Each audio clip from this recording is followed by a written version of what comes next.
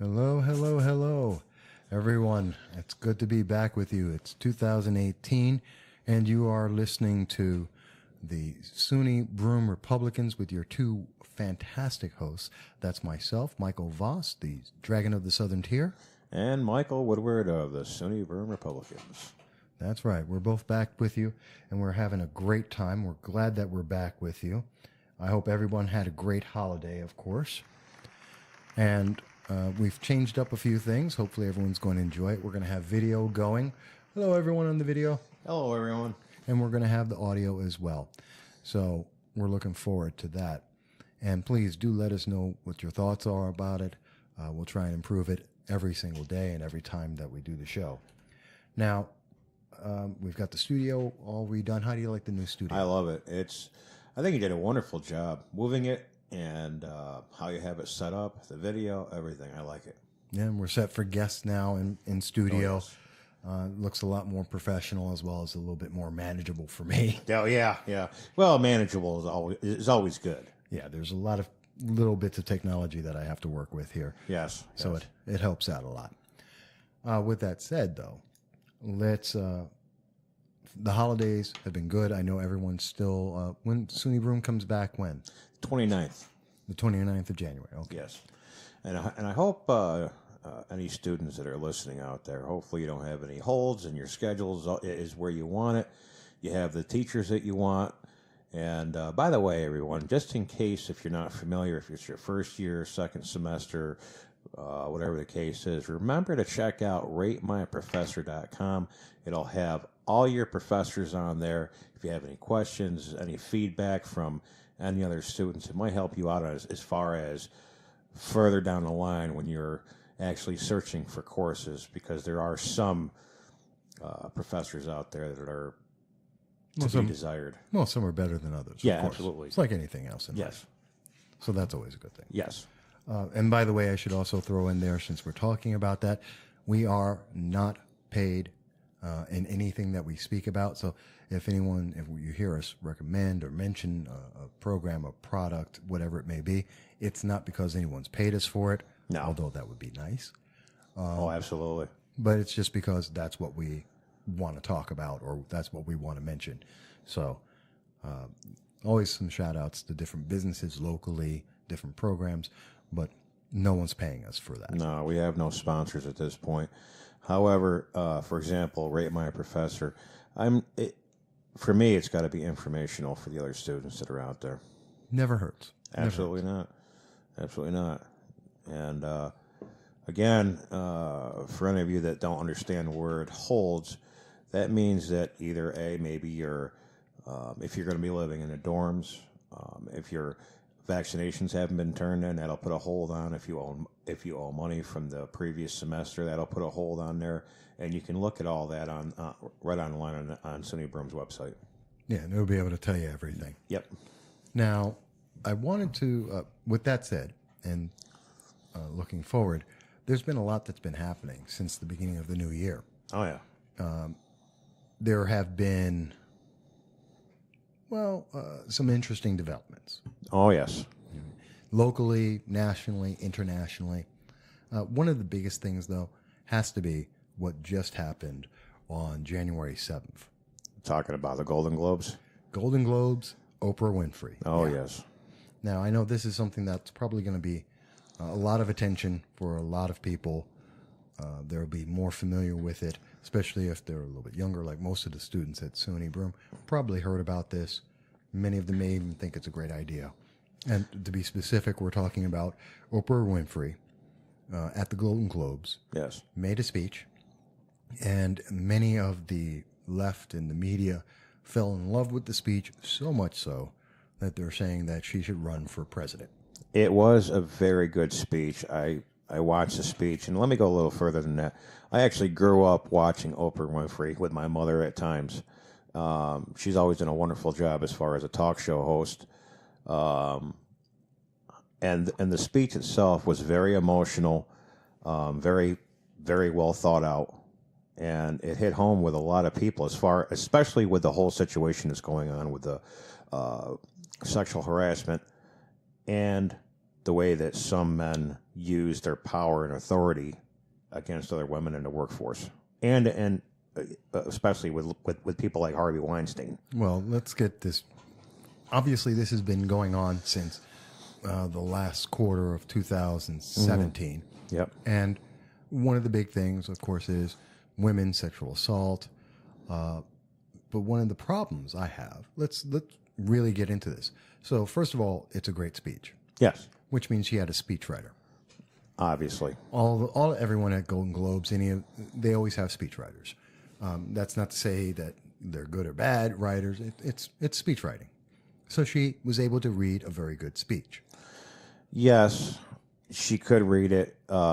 She also was able to hit it hard and deliver it well. However, I do have a couple of issues with it. Well, I have a lot of issues with it. Let's first, and the reason why I'm bringing up speech writing is we've seen a trend now.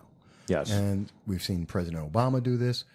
It was 2006. He made a great speech, which was written for him. He's an eloquent speaker, and suddenly he's running for president. We now have that with Oprah. We had that with also Ben Carson, where they have a great speech, and suddenly everyone's paying attention. Now, the difference between Dr. Ben Carson, President Obama, and Oprah Winfrey is Dr. Ben Carson actually was just talking. President Obama had, in 2006, he had a speech written for him when he talked to the Democratic Committee, and Oprah also had a speech written for her when she spoke at the Golden Globes. Right. But that doesn't make any of them a candidate for president. Oh, I agree. Why are we suddenly, oh my God, they had a great speech, they should run? Why? That doesn't make any sense to me. They read a speech. That's not presidential. That doesn't make you qualified. Yeah, exactly. So there's the first problem I have with it. Second problem I have is more intrinsic to Oprah.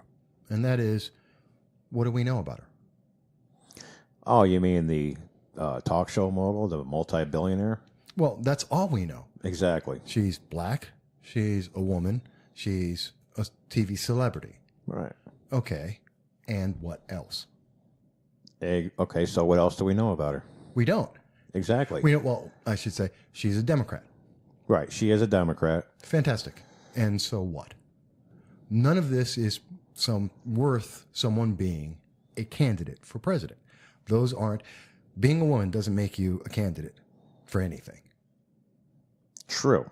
Okay. Being rich doesn't make you a candidate for anything. True. Being black doesn't make you a candidate for anything. True.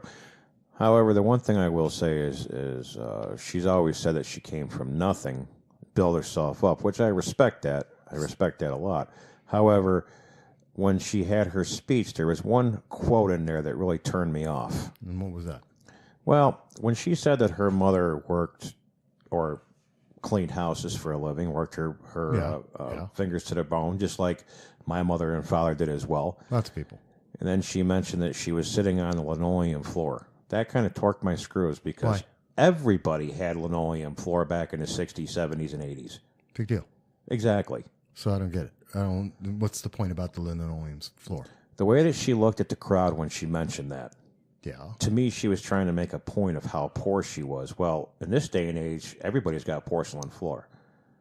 Linoleum floor is for the dirt poor. I have a linoleum floor. True. But I don't care about that. Right.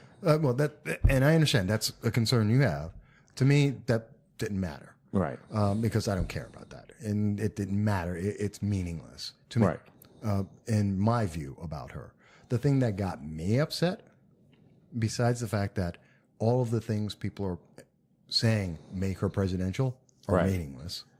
And this is something that a lot of students need to look at. Critically examine the people that you're being told should be president. These are not attributes that are fundamental. They have nothing to do with politics or policy. They're useless.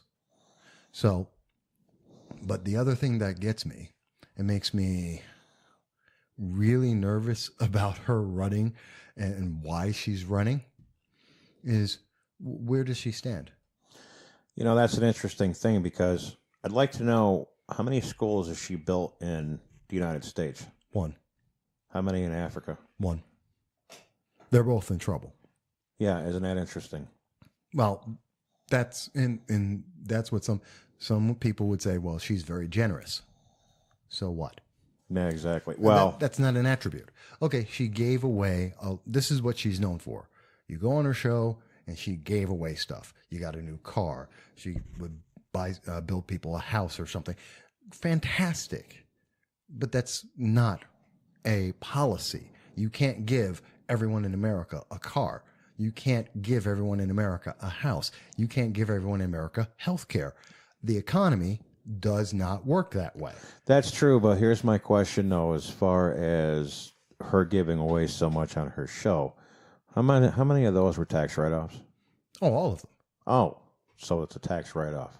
Yeah, it's part of TV. I mean, it's entertainment. Exactly, but I don't care about that. well, my point is this: if she could keep all that money, she probably would have. However, she had a choice: give it to the government or give it away. What's she going to do? No, it's part of her program. It's part of the show. It's part of the appeal of the show. But you hit a great point. How much money? Oprah Winfrey has been noted as saying, along with Bill Gates and Warren Buffett, that there should be higher taxes on the rich, which she is. That's right. Undoubtedly. She is the 1% that she actually, and most of the far left, hate, is the 1%. Yes. Okay. She's part of that. Oh, yeah, big time. And she thinks everyone should pay more taxes. Here's the question. Oprah Winfrey, how much money have you donated to the federal government? That's a good point. Good question, too. No, it's absolute. We know what the fact is. The answer is 0. She has never given voluntarily any money to the United States government. Only what she has to, according to her accountants. Same thing with Warren Buffett. Same thing with Bill Gates. None of them have voluntarily given a dime to the government that they complain about not receiving enough money from the rich people. If they wanted to actually demonstrate what they believe, that's right. Write a check. That's right. That's all they need to do. Write a check. Not to get a tax benefit, not to get a write-off, but to prove your point. You're such a great person. Here, United States government, here's a check for whatever amount they want to. And in general, there's about 300 people a year voluntarily donate to the United States IRS, and they voluntarily pay extra in their taxes, and it usually winds up being about $1 million a year. Right, yeah. That people just voluntarily give money to the government. Guess what? Oprah, Bill Gates, all the Democrats you can think of, Matt Damon, George Clooney, and Nancy Pelosi, President Obama, not a single one of them have ever given an extra dollar of their money to the United States government, but they're telling you should pay more in taxes. Oh, of course. It's not their money. Why would they care? That's a hypocrite. Yeah. That's a hypocrite. And speaking of hypocrite, and again, if Oprah Winfrey wants to be president, she has to answer these questions. Absolutely. If you believe in higher taxes for the rich, why are you not paying extra money? What are your qualifications? And Exactly. I'll give her the fact that, you know what? She's the CEO of a company that's very successful. So she has some executive. Well, wait experience. a minute. Yeah. Okay, she's an executive. She's a CEO. Right. Aren't people complaining about the same thing of what we have in office right now? Yes. But to be fair, it is some experience. Yes. It's executive office experience. She runs a business that's successful. That doesn't translate necessarily to politics. No, well, she's going to have the same problem that Donald Trump has. Yes. She's going to have to walk into a room, not of a boardroom where she can dictate to everybody what they want to do or what she wants to do. She's going to have to negotiate within a room full of people, being Congress or the Senate. Right, and she's going to have to work out the politics of it. Yes. Okay. And so, but I'll give her, there is some experience, so you got to give her that. But I think my point was that when we're looking at what she's doing, she hasn't donated taxes. She hasn't been involved. We don't know where her positions are. And I was going to a different point with it before you said that, and now I've missed it. Sorry. No, that's all right. She has to explain. She has to explain. Oprah is one of the most powerful people in entertainment. Absolutely. Okay. She's, for decades now, been one of the leaders of Hollywood, and she has contacts throughout the entire industry, right? Right. Okay. When did Oprah warn the nation about the sexual abuse and misconduct and treatment of women? Never did I know of. That's right. Before Sunday, January 7th of 2018, she never told people about the sexual predators that are out there, like Harvey Weinstein, like Senator Al Franken, like Kevin Spacey. Yeah. Where was her announcements? What about the women that were being preyed upon? She never spoke about any of them. Exactly. Now all of a sudden it's an issue. Find that interesting. It's an issue now, and the left is like, ooh, it's so important. Women, if it was so important, and she's so powerful, and she's so in tune with women and protecting them, why didn't she say anything for decades? 2 decades. Very interesting question. She wants to be president. She has to answer that. Why for 2 decades didn't you say a word? That's very true. And, I'm sorry, but the Oprah name is big enough where I'm sure this has not been an issue for her. If it was in the beginning of her career. Yes, but she's had 2 decades in That's the right. limelight. She had the ear of President Obama.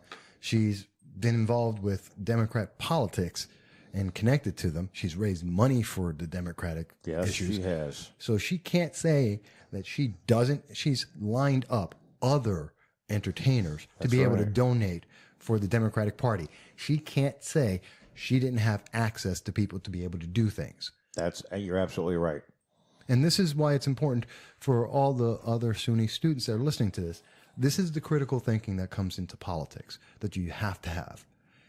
You can't just go by the soundbite that's out there that the media says, oh, this is great. Wait a minute, stop, think about it. Here are questions that anyone who should be president in her position must answer. And she hasn't answered it. Absolutely, and she won't. I guarantee she won't. But the thing is, she has a support because of her name. Big deal. Exactly. That's not a reason. If she can't answer these basic questions and answer them well, and she should be able to answer them already. Yeah. If she wants to be president or someone wants to vote for her, well, let's stop. What are you really voting for? Are you voting for someone who's black because they're black, a woman because she's a woman, or are you voting for, are you voting for a soundbite that some other media told you should, or are you actually voting for someone who stands for things and can answer these questions? That's something that every student should consider. Well, I think an interesting piece of that is how many students actually pay attention to real politics and not popular politics. That's your $100 question, because if you think about it, when we were in our 20s, how much real politics and how much popular politics did we actually pay attention to? I'm not a fair person for that. I paid a lot of attention. Okay, well, you have. But in my case, I mean, in my 20s, I was living in Moscow, watching what it is to actually be in a communist socialist nation and see what the effect is on people. I actually lived through that, and I got to see that in my 20s, and I would never wish that on anyone. It's interesting that you mentioned that, too, because... 2 minutes. Okay, 2 minutes. I'll make this quick. My first introduction into real politics was sitting on my grandmother's knee in 1980. I was watching a debate. It could have even been earlier than that. The debate was between Jimmy Carter and Ronald Reagan. Has anybody ever looked at since a lot of these students are in love with socialism? Has anybody ever looked at the tax brackets of the 1970s? People looked at it, yeah. Between 30 and 70%? Yeah. How could you possibly want that? Because they think that makes it fair. Because the rich will pay more. That's the answer. The rich will pay more.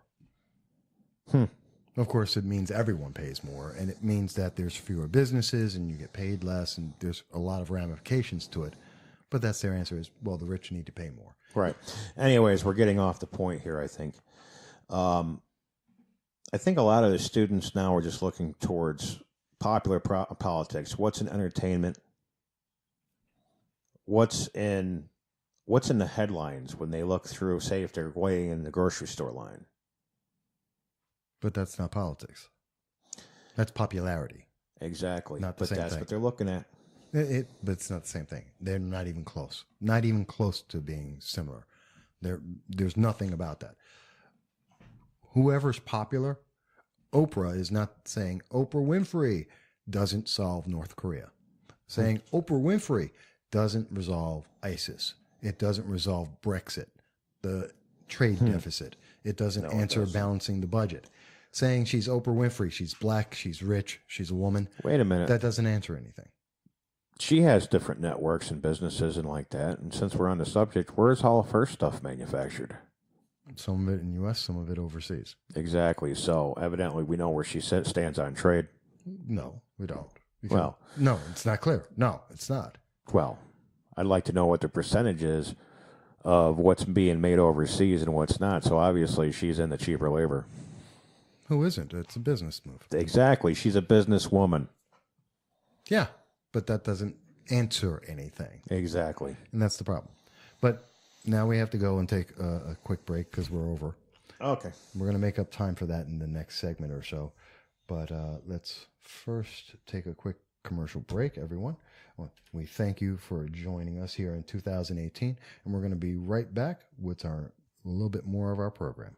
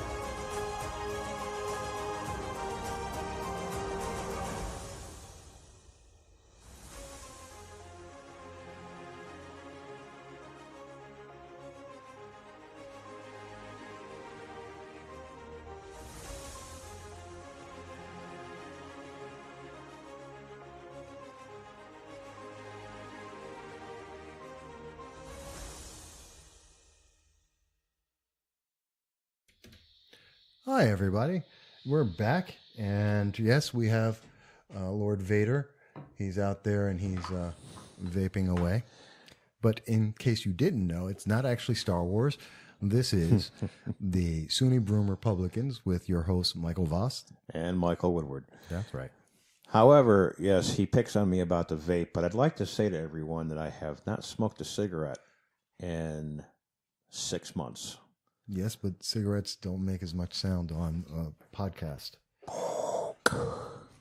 Trust me, folks. If you had to do, I do the audio editing, so sometimes it can be aggravating. That being said, yeah, we were talking in the last segment a little bit about Oprah and what makes a candidate worthwhile, and having the critical questions of are the critical questions being asked and are they being answered? And I think so far with Oprah, no. No, they're not. But it brings me to another thought. We were talking about this during the break, and that is that what about the future? Well, It's interesting because I remember 20, 25 years ago sitting in a dorm room with uh, with other students, and we were discussing our future. And I'm sure a lot of you do the same thing. You sit there and you're talking with your buddy in your dorm room, in the lunchroom, wherever, classmates, whatever the case may be, and you're wondering what the future is going to be. And I don't think anybody realizes that the decisions that you're making, as far as candidates go, will affect your future. Like, for example, I was looking at numbers from, because I actually entered the workforce officially about 1990-ish. Yeah, 1990, I was 16. And I actually got a job, and I was starting to put money into Social Security and paying income taxes, just like I am now as well. And Right. it's interesting when you look at inflation rates that are affected by politics, jobs that are affected by politics.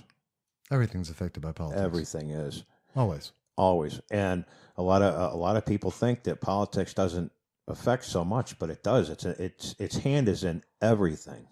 Well, yeah, it's always been, but even more so now than before. We're seeing the elements of politics in everything. When politics is being introduced into entertainment, like Star Wars, like Oprah and the Golden Globes, where there's the line dividing entertainment and politics is not blurred, it's gone. Oh yeah, And politics is entertainment, entertainment is politics. When you see that, you can't say, oh, I don't pay attention to politics, because whether you're paying attention or not, it's being shot into your face and into your mind and into everything in your life. I mean, we've got politics in football, we've got it in movies, we've got it on award shows. oh yeah. We've got it in songs. Where is politics not in people's daily lives, whether or not they want to acknowledge this is happening to you? This is true, but my question is this: when you start talking about politics, who runs all of these different entities like entertainment, the Golden Globes, sports? Rich white people, for the most part. Well, then I wonder why they would have many of these, or why would they allow so many politics to happen? Could it be They have an agenda. They have a gain. exactly? And I mentioned rich white people only because that's what the social justice thing is. Oh, we've got to take down the evil corporations. We've got to take down the evil rich people. And yet, look at Disney. Disney is that evil corporation, but they love the Star Wars, the latest one, Episode 8, which I hate, which is talking about all the rich people. Well, you're going to see this movie and saying, oh, I love the social justice message, but you're actually giving money to that very same corporation you want to call evil. Oh, yes. You're going to the Golden Globes. Hollywood is about making money, and it's run by rich people, many of them white. You're giving them that money, but yet you're supporting, oh, I love them. Same thing with music and football and even the football stars. I mean, these are multi-millionaires. Kaepernick is not on the poverty line. No, not even close. No, he's not. And he's a multi-millionaire crying about how he, whether or not he's able to work, which there's no requirement for someone to hire him. And he's out there crying about whether or not he loves this nation, which I don't think he does really. And somehow he's making his protests on my time when I want to be entertained. I mean, how can you say politics is not involved? And that's why 30%, the numbers for football have been down 30% in 2017, and they're expecting a lower turnout for the Super Bowl by about 30%. And that's going to hurt a lot of people. Oh, yeah. It's going to hurt a lot. I mean, at what point will sponsors start pulling their money? I'm sure they will already. And I'm sure they're losing them. They just don't want to talk about it. And here's the thing, as a student, looking at the future, what is the future outlook that they have right now? What do you have to look forward to? the fact that going forward, your movies are going to be filled with politics that you may not agree with, but you're expected to see anyway. Oh, yes. You're expected to accept them as they're being made and the message that's being said, and you're expected to spend your money on it. Oh, yeah. And if you don't agree, and if you say, I didn't like that, well, then you're a racist. Oh, yes. Oh, yeah. I hate that one. Anytime that I don't agree with something, I'm a racist. I hate that. Well, I get that all the time as well. I'm a racist because I didn't like Star Wars Episode 8. I'm a racist because I don't think Oprah would make a great president based on what I know right now. I'm a racist because I don't agree with the protest of Kaepernick during a football game on my time. I'm a racist. Wait a minute. That doesn't make me racist. It just means I don't want to see politics in my football. He can have a press meeting anytime he wants. Oprah can have a press meeting anytime she wants. I don't need to see a movie. I go to a movie to escape from the politics that I deal with every day. Yeah, exactly. I don't want to see it in my movies unless it's a movie about politics, and then then I'm going for that reason specifically. Yeah. I don't need someone to tell me, oh, and you're an evil bastard because you buy something from a corporation. Screw you. That's not what I want. Yeah. So, and what does the future have 20 years from now? Yeah, that's a good question. This is all you're going to get is more of this. That's what I see. More of this. So much so that it's programming, because they're not making these movies and all the protests. They're not about me, a 50-year-old man. It's not about you.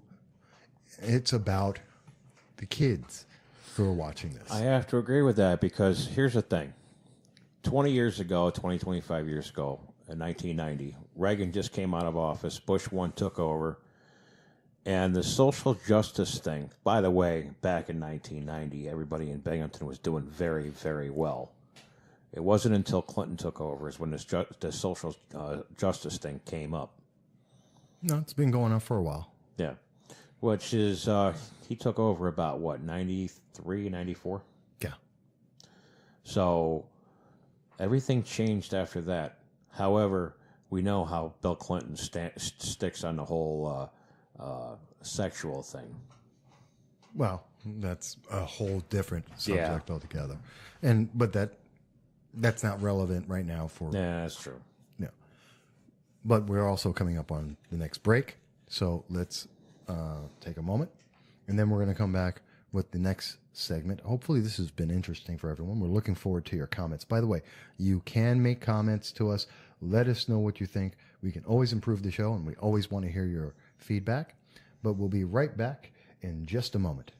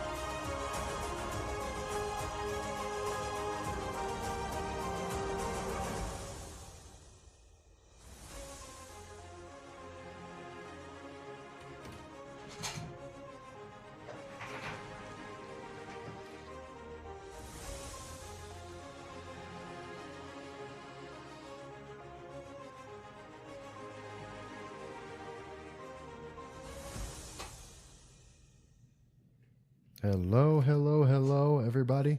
That's right, you're back with our favorite program. That is the SUNY Broome Republicans, and we are happy to be here with you. We always enjoy it. This is your host, Michael Voss. And Michael Woodward, co-host. That's right. Now, everybody, we're talking about a lot of different issues. We've been talking about Oprah and her impact on politics and whether or not she's even worthy of being a candidate, like we're hearing the media tell us she must be, and that we must think so. We're talking about the future. What's it going to look like? And what's the impact of politics in every aspect of our lives in a way that we can't escape and can't turn away from? And I think a lot of students will find this to be interesting because, well, it's not... It's something you can't escape. I mean, politics will be there forever. No, exactly. And another thing is, too, one thing I have found in my career is when you finally get that shot, and what I mean by shot is shot at the money, we'll say. Okay. It looks good. It looks good on paper. You're making great money on paper. But what is the net? How much is the government going to tax you? At what point are you going to say to yourself, hey, I finally got that great job, it's going to pay me big money, and it's being taxed out from underneath you? Are you going to be okay with that when you start talking about the rich should pay more? Exactly who are the rich? Well, what makes you rich? I mean, if you're making $50,000, $75,000, are you rich? Well, obviously you'd have to ask yourself logistically, where do you live? Because you know what, if you're living in Manhattan, obviously you're not going to be rich if you're making $80,000 or even $100,000. Sure, you can be, because there's people in Manhattan who are making 25. Oh, geez, they're not doing that well. No, but not everyone is. And right. Look at it from a different point of view. Look at the world. We are richer than most of the world. Matter of fact, and while we're doing this, I'm going to look this up for you. But I know that it's somewhere around 90%. Anyone in America is about 90% richer than the rest of the world. Isn't that interesting? Yeah, it's interesting, all right. So it's a bit different, and a lot of people don't see that. And, I mean, when we're talking about, well, how much money are you going to make, one of the big things to keep in mind is, and right now I'm looking at the Bureau of Labor Statistics and looking at the self-employed workers. That's people who own their own businesses. Yeah. It's one of the most important indicators. If you're looking it up yourself, you go to the Bureau of Labor Statistics and you look up the A8 chart on, which gives us a snapshot every month. And what you'll see is that about 8.9 million self-employed business owners. Okay, that is on a trend up. For 8 years under President Obama, the number of self-employed businesses, individuals who own businesses, was on a decline. Well, of course. In the last year, we've seen that on an increase, and we're just under 9 million. That's roughly about 1 million more people than at the bottom of Obama's term. And that means there's more people who own their own businesses that help to employ other people. That also means that there's a lot more people that are willing to take that risk. Yes. And so that means our future is a lot more stable. Oh, yeah. And, I know when you get out of college, you're saying, hey, how much money is that? How much am I worth? How much can I make? Because as far as I know, the American dream, which is everyone gets to make money, you have a house, you have the picket fence and all that good stuff. Yep. Nobody wants to be in poverty. No. Nobody wants to be poor. No, of course not. Okay. Then you have to ask yourself, if that's the case, then why is it evil to be rich? That's an interesting question. Yeah. I mean, I don't understand it. It seems like, and especially when you look at the progressive tax system or income tax system, we'll say, all right, I don't understand why once you start making $72,000 a year, everything starts pumping up as far as how much you're supposed to pay in taxes. So it makes me wonder, why would you want to punish people for working harder to be successful? Makes no sense. I don't know. And it's a really good question, and I would love to ask any of the economics students out there, because I always find it's really interesting. You have the philosophies and the social justice people who have this idea about economics, and then you never hear them actually talk to economists who say the same thing.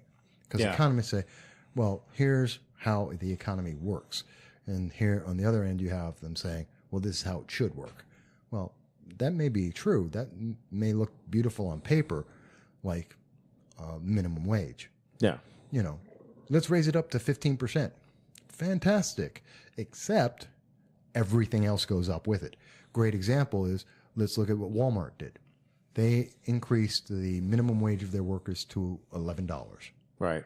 And at the same time, closed 63 stores. Oh, yes. And I know from people who work in Walmart, they're also taxing their employees more on their bonuses, more than they ever have before. Oh, of course. So, yeah, everyone knew every minimum wage worker is now suddenly making $11, which, by the way, if you've been working there for 5, 10, 12 years, whatever, 20 It's going to be years. higher. Well, no, they get the same. Exactly. So you could be there 3 years, you've got yourself up to $11, $12, and suddenly this new kid who just walks in gets exactly what what you got raises for and what you earned. This new person gets exactly the same thing, which doesn't take into account that people from 63 stores were fired. Yeah, exactly. So those 63 stores paid for the $11 an hour. And that's just 11. There's another $4 that people are asking for on the minimum wage. How many more people have to get fired to pay for that? Exactly. Well, well, another example of that too, and a lot of people will argue that minimum wage going higher is better, and it doesn't really affect the economy, and I don't understand where they get that from. But, and I mentioned before in the show that I started in the workforce in 1990. Well, minimum wage was what, $3.35 an hour back then? I forget.